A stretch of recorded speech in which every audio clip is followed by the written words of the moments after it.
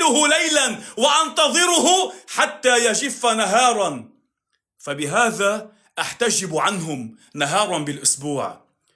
رضي الله عنك يا ابن الخطاب، ورضي الله عن ولاتك يا أمير المؤمنين، وصلى الله على سيدنا محمد وعلى آله وصحبه وسلم تسليما كثيرا. طيب هدول الولاد، اسمع عمر بن الخطاب رضي الله عنه وأرضاه، ذات مرة أمير المؤمنين عمر، أمير بالحق عمر، أسد الله عمر، وسيف الله عمر، وحبيب محمد عمر، وصاحب محمد عمر، ورفيق محمد عمر، ذات مرة كان جالسا في منزله فأتاه أعرابي وقيل له، الأعرابي قال لأمير المؤمنين عمر، قال له: يا عمر الخير جزيت الجنة، أكسو بنياتي وأمهن، وكن لنا من الزمان جنة، أقسم بالله لتفعلن.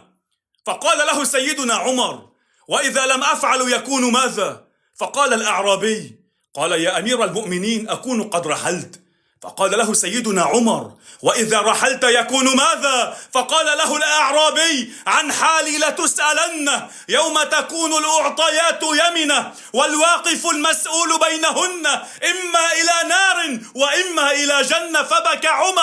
فبكى عمر حتى اخضلت لحيته، أي حتى ابتلت لحيته، ثم نادى على غلامه وقال له: يا غلام، أعطه ردائي هذا لذلك اليوم، لا لشعره، فوالله إني لا أملك غيره. عمر يقول: أعطه ردائي هذا لذلك اليوم، لا لشعره، فوالله إني لا أملك غيره. عمر بن الخطاب رضي الله عنه وأرضاه ذات مرة كان أميرا للمؤمنين وتأخر عن الصلاة، كان يقف بالناس إماما، تأخر عن الصلاة، فبعض أصحابه لاموه فيقول لهم عمر وهو منكسر وهو ذليل لله، يقول لهم عمر: والله إني كنت أغسل ثوبي وكنت أنتظره أن يجف. هذا الفاروق عمر، رضي الله عن عمر ورضي الله عن علي. من أحب الشمس أحب القمر، ومن أحب عليا أحب عمر. رضي الله عن صحابتنا أبا بكر وعمر وعثمان وعلي، رضي الله عن سادتنا أبو بكر وعمر وعثمان وعلي، رضي الله عن عظمائنا أبو بكر وعمر وعثمان وعلي. اللهم صل على محمد وعلى آل محمد وعلى أصحاب محمد وسلم تسليما كثيرا. أنس بن مالك رضي الله عنه وأرضاه يقول، وهو خادم الرسول محمد صلى الله عليه وسلم العمدة، الله يرحم والداك، أنس بن مالك رضي الله عنه وأرضاه يقول: ولي عمر الحكم، عمر بن الخطاب رضي الله عنه وأرضاه نصب خليفة على المسلمين، وكان عليه رداء به 3 رقاع بين منكبيه. شوف القصة أنت، شوف العظمة، شوف الزهد في الدنيا. عمر الذي حكم ثلثي دول الأرض كانت تحت حكم الفاروق عمر. عندما ولي الخلافة رضي الله عنه وأرضاه كان عليه رداء بين منكبيه 3 رقاع. عمر رضي الله عنه وأرضاه ذات مرة أتى إليه أصحابه، اتفقوا فيما بينهم على أن يحدثوا أمير المؤمنين عمر بن الخطاب بأن يغير ملبسه وبأن يأكل طعاما مترفا حتى يعينه على إدارة شؤون الدولة الإسلامية. وكان أجرأ الناس على عمر بن الخطاب علي بن أبي طالب، أجرأ الناس على الفاروق عمر الكرار علي، أجرأ الناس على فاروق أمتنا عمر سيدنا علي رضي الله عنه وأرضاه. أتى الصحابة إلى سيدنا علي وطلبوا منه أن يحدثوه بحديثهم، لكن سيدنا علي قال لهم: والله لا أجرؤ عليه في هذا الكلام، ما بدي أحكي معه. فقال لهم سيدنا علي: اذهبوا إلى أمهات المؤمنين عائشة رضوان الله عليها، حب الرسول محمد وزوجة الرسول محمد في الدنيا والآخرة، وابنة أمير المؤمنين حفصة زوجة رسول الله محمد صلى الله عليه وسلم. ذهب الصحابة إلى أمهات المؤمنين وحدثوهم بحديثهم.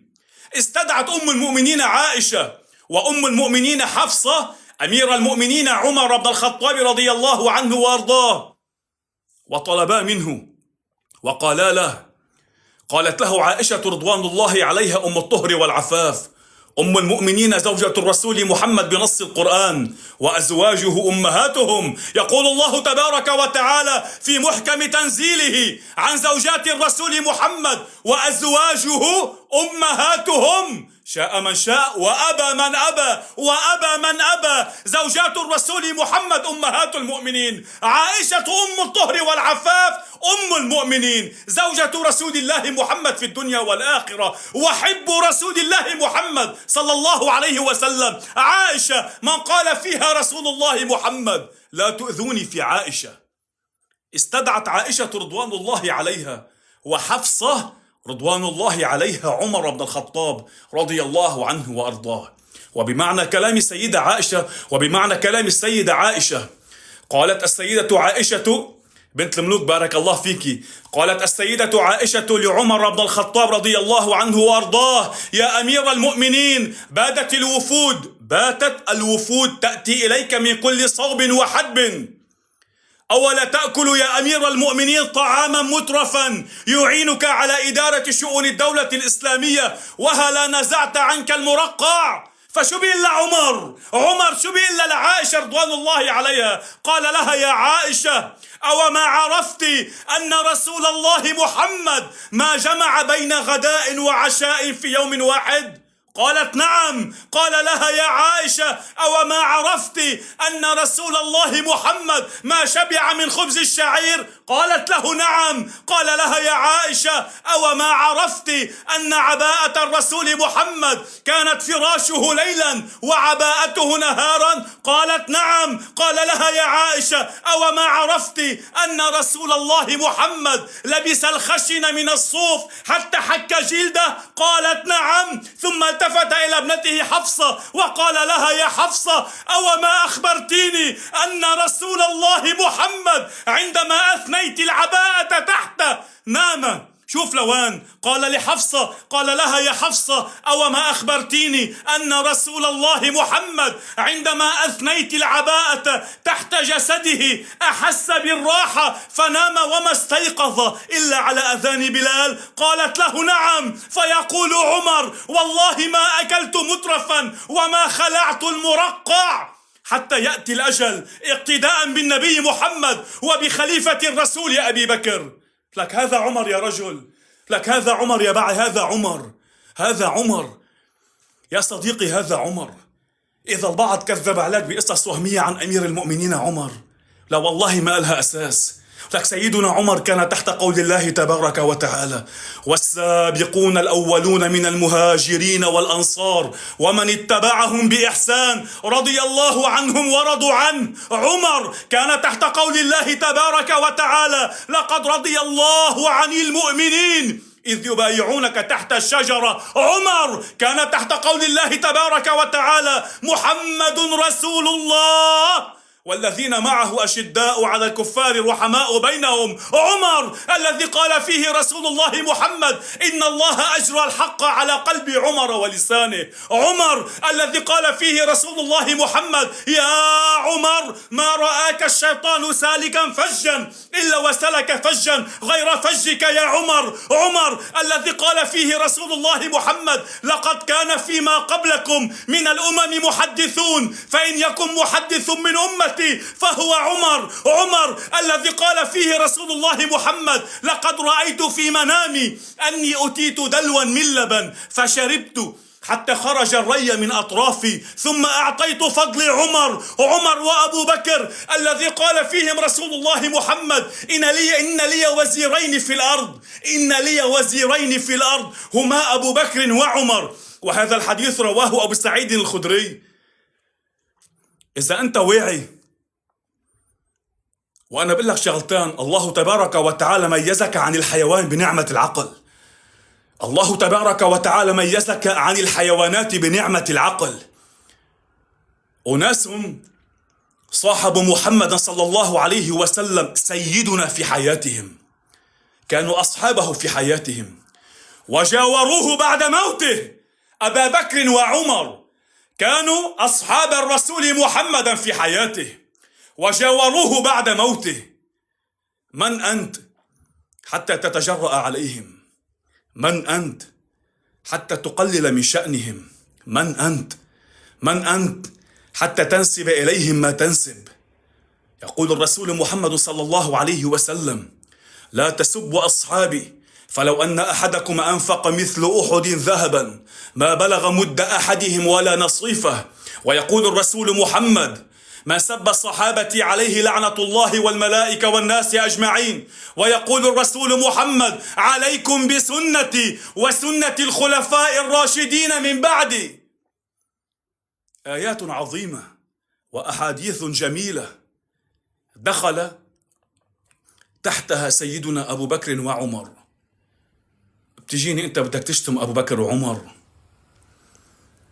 رضي الله عن أبي بكر ورضي الله عن عمر ورضي الله عن عثمان ورضي الله عن علي وعن الحسن والحسين وعن سعد وسعيد وياسر وعمار. رضي الله عن صحابة الرسول محمد. اللهم إني أسألك في الجنة قرب من صحابة الرسول. اللهم إني أسألك في الجنة قرب من صحابة الرسول. هذا عمر. ورد عن أمير المؤمنين عمر أن كأنه في وجهه كان خطين أسودين لكثرة بكائه من خشية الله. عمر الفاروق رضي الله عنه وأرضاه كان عنده في قلبه خشية عظيمة من الله. عمر رضي الله عنه وأرضاه كان يمشي بين الناس ويقول: جهنم حرها شديد وقعرها بعيد ومقامعها حديد. عمر رضي الله عنه وأرضاه كان يمشي في الناس ويقول: ذكر الله فيه شفاء وذكر الناس فيه شقاء. هذا هو الفاروق عمر يا صديقي. يا صديقي هذا عمر. عمر نور على الدنيا ظهر. عمر روحا سبى قلبا أسر. رضي الله عنك يا ابن الخطاب. رضي الله عنك يا فاروق أمتنا. رضي الله عنك يا فاروق أمتنا. يوم القادسية عندما انتصر المسلمون، اسمعها القصة يا بعد عيوني. يوم القادسية عندما انتصر المسلمون أتى الخبر إلى أمير المؤمنين عمر، وأحضرت الغنائم ووضعت بين يدي الفاروق عمر بن الخطاب رضي الله عنه وارضاه. عمر بن الخطاب رضي الله عنه وارضاه وجد بين الغنائم طعاما مترفا حلو الطعم حلو الرائحة، أمسك بلقمة ثم أعادها مكانها وأمر أن تعطى هذا الطعام، أمر أن يعطى هذا الطعام إلى أطفال الشهداء. ثم بكى رضي الله عنه وارضاه.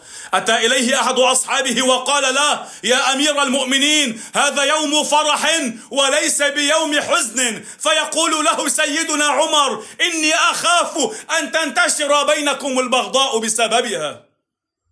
ثم كان معه درة أعطاها لأحدهم وقال له: اقسمها بين قومك. ثم نادى في الناس وقال: غدا يوم العرض الأكبر. ثم قال: حاسبوا أنفسكم قبل أن تحاسبوا، وزنوا أعمالكم قبل أن توزن عليكم. رضي الله عنك يا أسد أمتنا عمر. رضي الله عنك يا فاروق أمتنا عمر. رضي الله عنك يا حبيب رسولنا عمر. رضي الله عنك يا صاحب رسولنا عمر.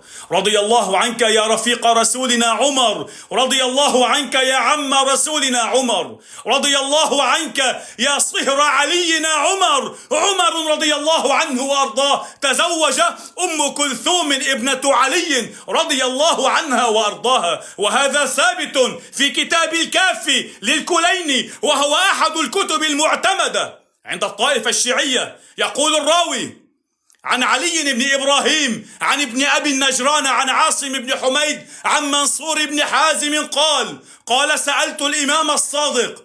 ومن المقصود بالإمام الصادق؟ الإمام جعفر الصادق كرم الله وجهه رضي الله عنه وأرضاه.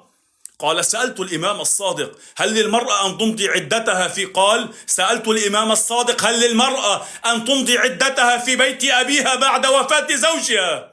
فيقول بزعم الراوي قال الإمام الصادق: نعم، فإن أم كلثوم ابنة علي أمضت عدتها في بيت أبيها بعد وفاة زوجها عمر. لهيك برجع بقول لك أنا ابن الطائفة السنية وأقول: رضي الله عن علي ورضي الله عن عمر.